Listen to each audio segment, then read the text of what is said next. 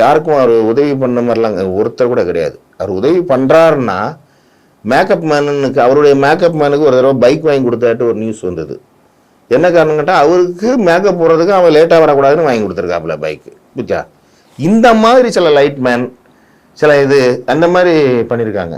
இவங்க வாங்குகிற சம்பளத்துக்கு 100 கோடி ரூபா அந்த ரேஞ்சுக்கு சம்பளம் வாங்குறவங்க அந்த யூனிட்டில் இருக்கிற ப்ரொடக்ஷன், அந்த சாப்பாடு பரிமாறுறாங்க, தட்டு கிளவுறாங்க.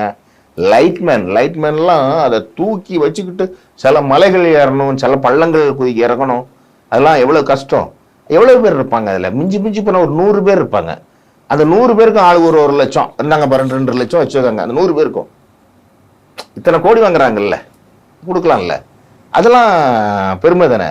அது பண்ண மாட்டாங்க. உதவி செய்கிற மாதிரி ஒரு சின்ன ஒரு வேஷங்கள், அதுதான் எனக்கு அவரை பிடிக்கல.